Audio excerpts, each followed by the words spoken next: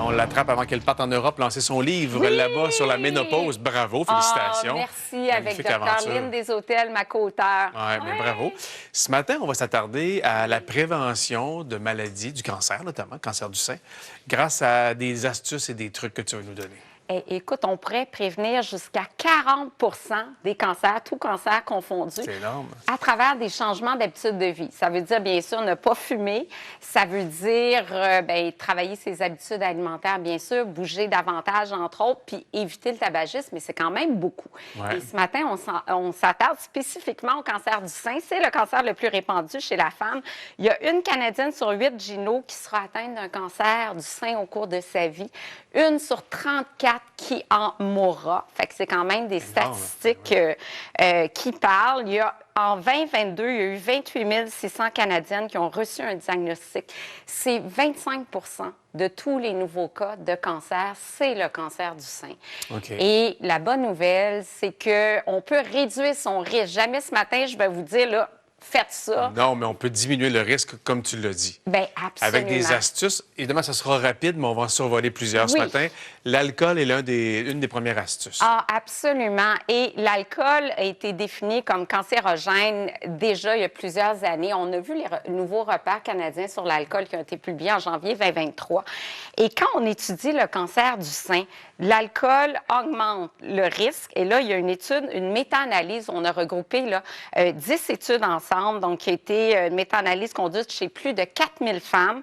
Et là, c'est 10 grammes d'éthanol. Et là, je l'ai exprimé. Qu'est-ce que ça veut dire 10 grammes d'éthanol? Ouais. 10 grammes d'éthanol, là, c'est 100 millilitres de vin. C'est pas beaucoup, là. Donc, quand on boit 100 ml de vin, mettons, quotidiennement, on génère de l'éthanol. Exactement. Et ça peut on boit de provoquer... l'éthanol, qui est un métabolite qui est l'acétaldélyl, qui est toxique. OK. Et ça augmente le risque de 5 chez la femme en préménopause. Et quand on regarde la femme en postménopause, le risque est augmenté de 9 Donc, c'est quand même significatif. C'est une relation qui est quand même évidente, l'alcool. Et la bière, c'est quoi 10 grammes d'éthanol? Bien, c'est moins qu'une canette, là. On parle de 250 ml. Une consommation hebdomadaire, c'est correct? Une consommation, bien, c'est ça. Quand on regarde, c'est un même, continuum de risque qu'on a vu en janvier 2023. La dose, c'est 2 consommations par semaine, mais tu sais, ça dépend de ton profil de risque. Ouais. Donc, ça dépend de ta génétique, ça dépend est-ce que tu as vraiment des saines habitudes de vie. Il faut personnaliser les recommandations, mais on sait clairement que l'alcool est associé à 7 types de cancers, dont le cancer du sein.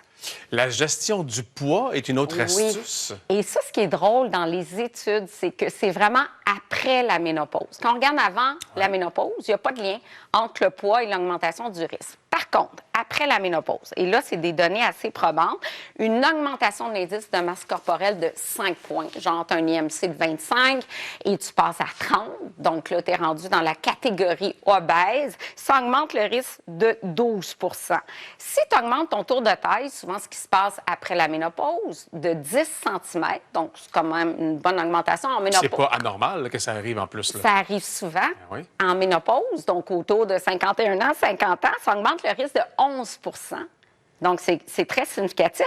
Et une prise de poids après 50 ans de 11 livres va augmenter le risque de cancer du sein de 6 Donc, ça, c'est vraiment des méta-analyses. Donc, le poids après la ménopause, l'alcool, là, on est dans une relation plutôt convaincante.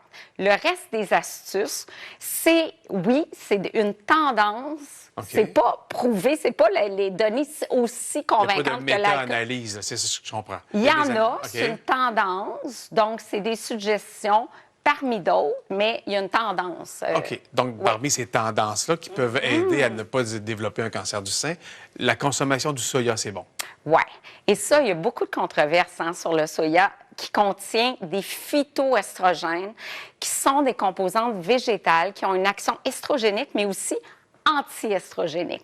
C'est très intéressant, le soya. Dr. Béliveau en parle beaucoup. Et effectivement, on a des méta-analyses où les femmes qui consomment le plus de soya, notamment en Asie, et surtout quand le soya est consommé très tôt, genre dans la jeunesse, avant le développement des glandes mammaires, avant la puberté, ça réduit le risque dans une étude, entre autres en Thaïlande, jusqu'à 22 dans une étude populationnelle. Maintenant, il y a plein de femmes qui disent, moi, j'ai un cancer du sein, j'évite absolument le soya parce que ça contient des phytoestrogènes. Mais sais-tu quoi? On a maintenant des méta-analyses qui ont démontré que les femmes qui ont eu un cancer du sein, même si elles prennent du tamoxifène, peuvent consommer jusqu'à 3 portions de soya par jour et que ça pourrait même être bénéfique. C'est sur le site de la Société canadienne du cancer. Donc, ça vient déconstruire une certaine information qui était présente auparavant. Bien, absolument. Ça pourrait baisser le risque jusqu'à de 21 Donc, une tendance qui est quand même intéressante. Les légumes, maintenant, c'est quoi le rapport par rapport à ça? Les caroténoïdes, les légumes orangés, les pigments, là, ici, c'est du lycopène. Le lycopène aussi, ça fait partie de la même famille. Donc, même les épinards, on a de la lutéine, qui est un type de caroténoïde, aussi les courges de la saison, les patates douces. Bien, on a aussi des études qui tendent à démontrer que ça diminue le risque de cancer du sein, donc mettre de la couleur dans son assiette. Bon. Calcium. Il y a du calcium devant moi. Fromage, lait, yogourt. Ouais. C'est quoi leur importance dans Bien, tout ça? ici, on a encore des études là, conduites notamment en femmes post-ménopausées, 10 000 femmes qui ont été suivies. Bien, le fait d'avoir au moins 300 mg de calcium illustré par une tasse de lait, 3/4 de tasse de yogourt ou à peu près une portion de 50 g de fromage réduit le risque de cancer du sein de 4 puis en préménopause, ça serait jusqu'à 13 de réduction également. OK. Et comme Dr. Béliveau le dit souvent, et toi aussi, tu le dis souvent, être actif. Ah, c'est fou. Tout ça, c'est bon, mais être actif, c'est aussi un indicateur. Et ça, c'est vraiment une donnée convaincante. Comme l'alcool et la gestion de poids en post-ménopause, l'activité physique, Gino, ça peut réduire le risque tant chez les femmes en préménopause qu'en post-ménopause de 12 à 13 Fait que ça, c'est vraiment là, bouger. Oui.